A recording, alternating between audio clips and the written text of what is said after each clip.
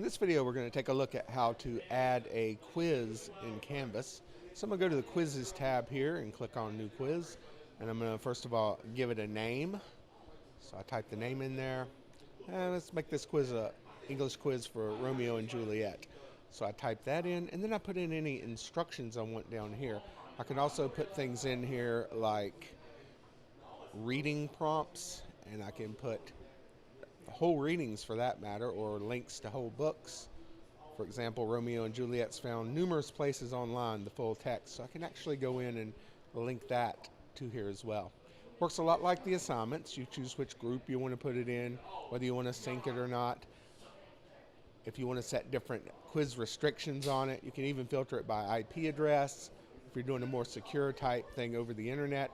And just like with assignments, you have to set a due date in order to go in and save this later on. And I always like to save it as I go along, because if you don't, then you might have put a lot of information in here and you might lose a lot.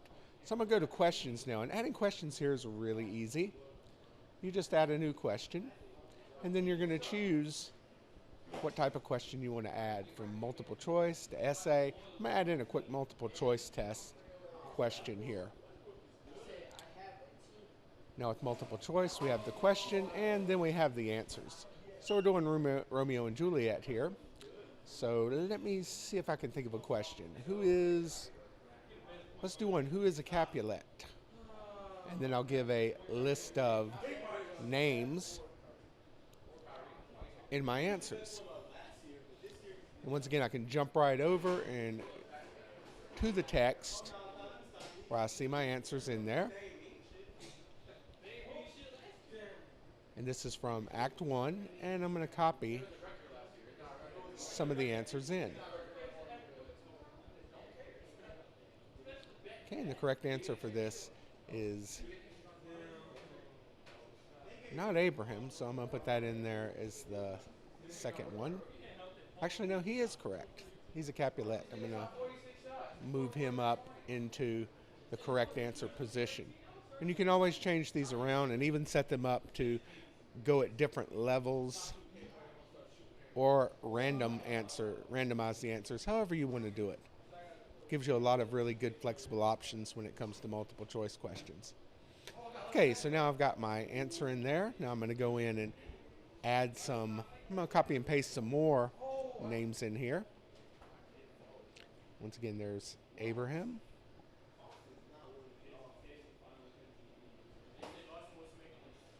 And then I'm going to go in and add two more answer blocks. I'm going to make this a simple 4-question multiple choice. So let me put in here Benvolio. He's a Montague, and I'll go in and put in Balthazar, another Montague. So the correct answer is Gregory. He's the only Capulet in the list there. So I save that, and I can also set the number of points up and things like that as well, and I can go back in and preview the question. So it's pretty easy to do. So I'm going to check that one out and make sure to spell check it, and I'm going to name this question. I'm going to call it Capulet. And that's going to be important later, because I can then save this question and use it in many different quizzes and tests that I create, because it's going to add it to the test bank automatically. And I'll go in and show you that here in just a second.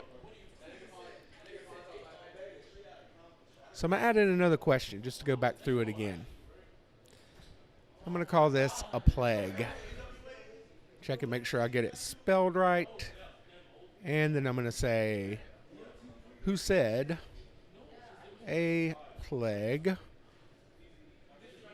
on both your houses?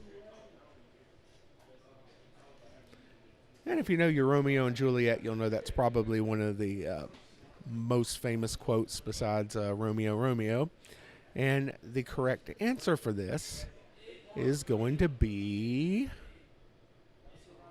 Mercutio. So I'm going to type in Mercutio, and then I'm going to type in some answers like Romeo, Tybalt, and see what I want to make my third foil, Benvolio.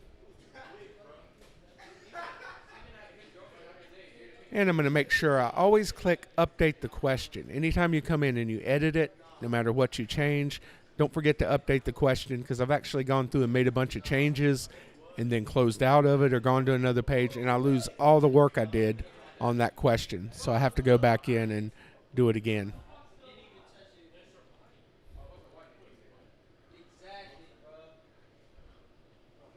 Now, here's 2 questions of my quiz, and I could go on adding on and on. I can weigh the questions different points depending on the difficulty of the questions. I could throw an essay question in there if I wanted to, or fill in the blank, or something else as well.